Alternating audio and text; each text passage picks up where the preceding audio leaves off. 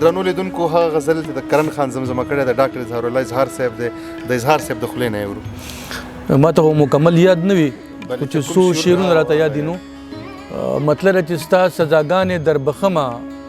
خو یو کار به کوې زه چې د زړه زخمونه ښایم انکار به کوې او شاړه ده سم د ماښامینه پکې غله راوځي وخت مختصر دی لاره لویه ده تلوار به کوې ډېر بلها ګلونه پکې سر اخري چې سر پورته کړي بلها ګلونه پکې سر اخري چې سر پورته کړي زړه یې مني نه خو غندنه د بهار به کوې او درته به ما ښودلې نه وې مجبورې د مینې درته به ما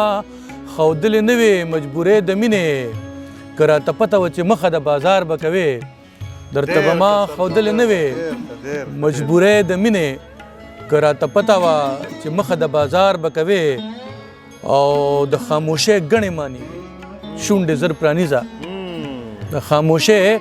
ګڼې معنی وي شونډې زر پرانیزه که اراده د محبت دی وي اظهار به کوې او دا په بل دغه کې هم دی که نه نه لکه که اراده د محبت دی وي اظهار به کوې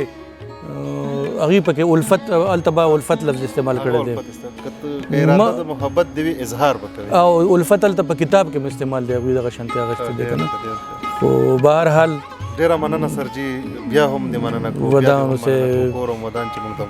ودان سلامت سوکاله تا بنده ورخشنده اوسېږي درنو لیدونکو لکه څنګه چې تاسو ته د ډاکټر اظهار الله اظهار صاحب مرکه او د شعرونه در خپاره کړل موږ به کوشش کوو چې دغسې اتلانو پسې وګرځو هغه خلک چې د پښتو ادب دپاره د پښتو شعر دپاره یې کار کړی وي ځانونه